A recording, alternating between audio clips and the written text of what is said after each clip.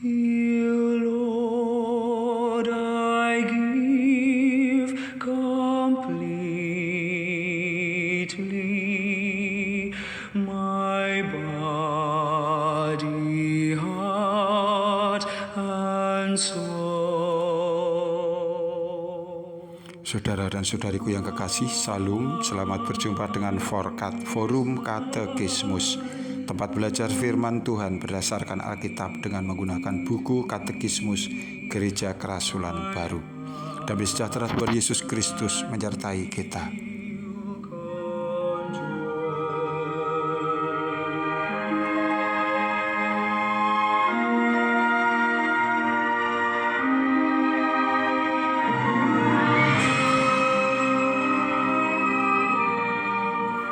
Saudaraku yang kekasih, kita sampai pada soal nomor 81. Apakah maksudnya bahwa manusia diciptakan di dalam gambar Allah? Melalui firman-Nya, Allah menciptakan segala sesuatu dan memanggil manusia dengan nama. Oleh karena itu, manusia telah diperhatikan secara khusus oleh Allah. Apa yang telah Tuhan ciptakan, di situ bahkan manusia boleh memanfaatkannya. Buah-buahan yang ada di Taman Eden boleh dimakan hanya dengan satu pengecualian saja. Manusia dikasihi oleh Allah. Manusia dapat mendengarkan, dapat mengenali perhatian Allah, dan juga dapat merespon kasih Allah itu.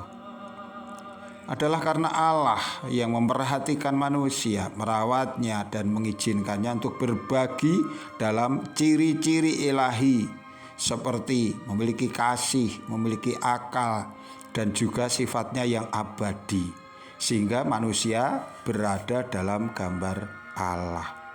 Jadi bahwa manusia diciptakan di dalam gambar Allah di sana mengandung makna bahwa Allah berkenan berbagi di dalam sifat-sifat ilahinya, bahwa Allah memiliki sifat kasih, manusia pun juga memiliki kasih.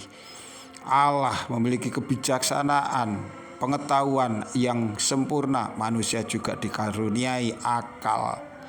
Allah adalah Alfa dan Omega, Dia abadi, kekal, manusia pun sifatnya juga kekal.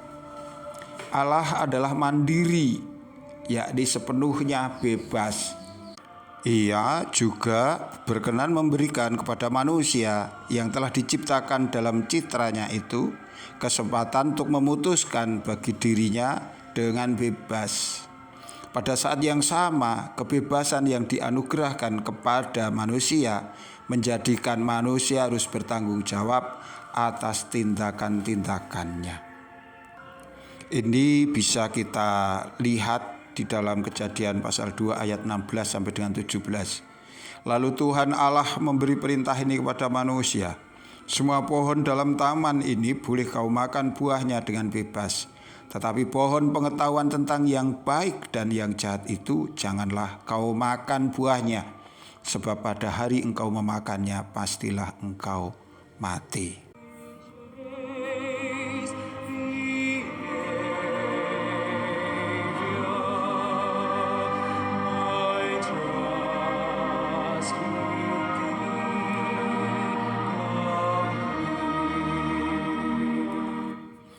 Saudaraku yang dikasihi Tuhan, kembali ditegaskan di sini. Kenyataan bahwa manusia telah diciptakan menurut gambar Allah mengandung arti bahwa manusia kini memiliki suatu kedudukan yang istimewa di dalam ciptaan yang kelihatan. Manusia dikasihi oleh Allah dan kepadanya Allah berkenan berbicara. Selain itu, keserupaan manusia dengan Allah menunjuk pada kenyataan bahwa Allah telah menjadi manusia di dalam diri Tuhan Yesus Kristus. Kolose 1 ayat 15 mengatakan, Dialah gambar Allah yang tidak kelihatan. Dikatakan juga bahwa Yesus Kristus adalah Adam yang kedua, yang padanya dapat diketahui gambar Allah dalam bentuk yang sempurna. Ini dinyatakan di dalam 1 Korintus pasal 15 ayat 45 sampai dengan 47 yang demikian. Seperti ada tertulis, manusia pertama, Adam, menjadi makhluk hidup. Tetapi Adam yang terakhir menjadi roh yang menghidupkan. Tetapi yang mula-mula datang bukanlah yang rohani, tetapi yang alami. Kemudian barulah datang yang rohani. Manusia pertama berasal dari debu tanah, manusia kedua berasal dari surga. Bahwa manusia telah diciptakan menurut gambar Allah, ini tidak kemudian berarti bahwa orang dapat menyimpulkan sifat-sifat Allah berdasarkan sifat manusia. Ini hanya terjadi di dalam satu manusia, yaitu Tuhan Yesus Kristus. Allah telah menciptakan manusia sebagai suatu makhluk yang dikaruniai kemampuan untuk berbicara. Hal ini juga berhubungan dengan manusia yang telah diciptakan menurut gambar Allah. Manusialah satu-satunya ciptaan yang dapat berbicara, dapat berkomunikasi dengan kata-kata kepada Sang Pencipta. Allah senantiasa berbicara dari kekekalan. Melalui firman Ia telah menciptakan segala sesuatu dan telah memanggil manusia dengan namanya. Dengan mendengar panggilan ilahi, manusia mengenali dirinya sebagai pribadi. Hal ini terjadi melalui sapaan Allah kepada manusia sebagai kamu, bahwa pribadi menjadi aku. Pribadi itu kini mampu memuji Allah, berkomunikasi dengan Allah di dalam doa, dan mendengarkan firman. Kemampuan untuk mengambil keputusan yang bebas ini asalnya juga dari kenyataan bahwa manusia telah diciptakan menurut gambar Allah. Pada saat yang sama, kebebasan yang dengannya manusia telah dilengkapi menjadikan manusia bertanggung jawab atas tindakan-tindakannya. Manusia harus menanggung akibat-akibat dari perbuatan-perbuatannya itu.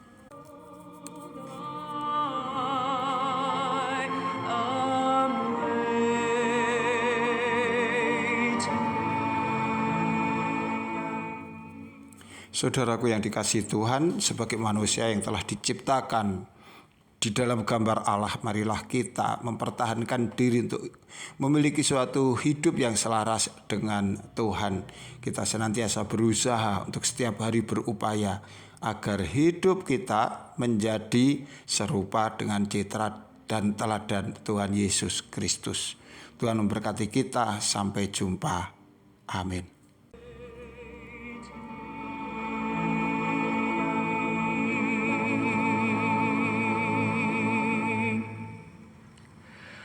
Ah.